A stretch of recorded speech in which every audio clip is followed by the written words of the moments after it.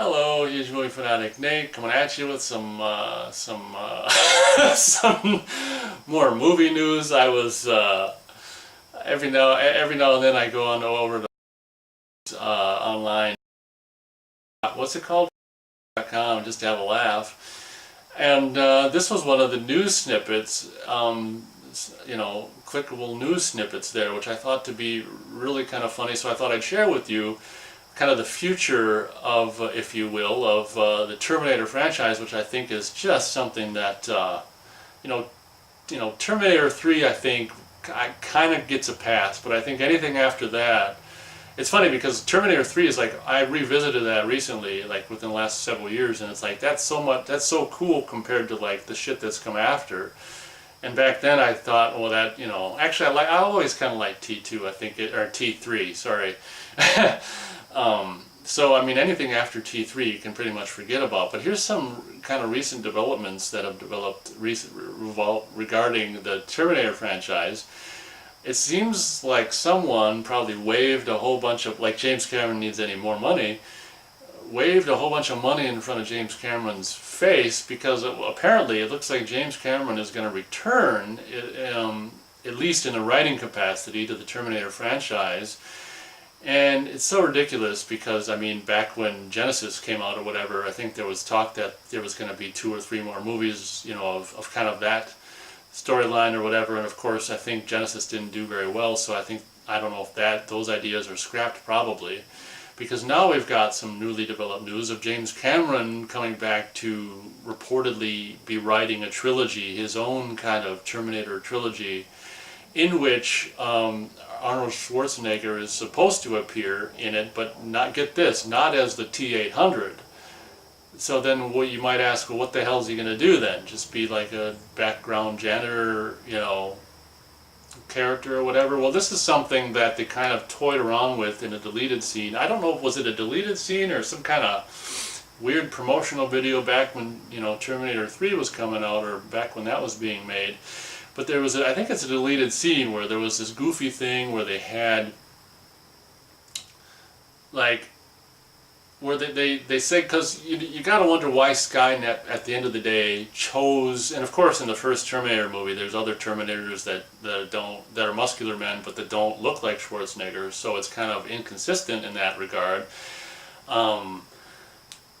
It's kind of stupid, but with that aside, you kind of wonder, like, every Terminator, with the exception of like those other Terminators, is it just one other one that we saw in the original movie that clearly wasn't Schwarzenegger, but just some other kind of muscular guy or whatever? But that point aside, it's kind of this thing of like every Terminator made is like Arnold, his face and body and whatever, the exact same whatever.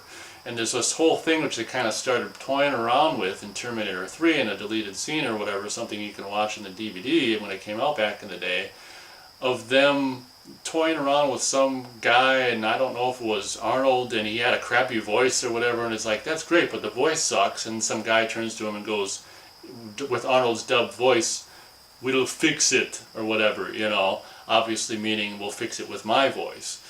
And so that was kind of the first really time we ever kind of got any sense of playing with this whole notion of like why Arnold was, the guy, the body of all these Terminators.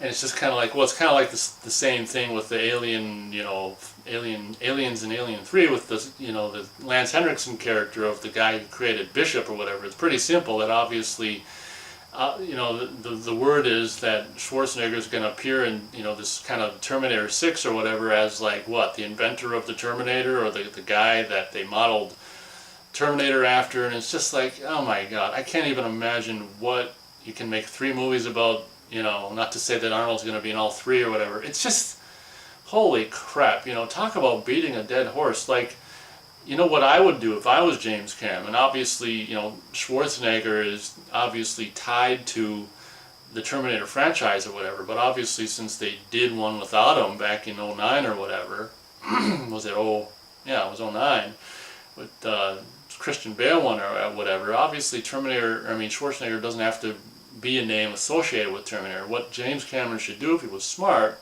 which obviously probably is because, you know, whatever,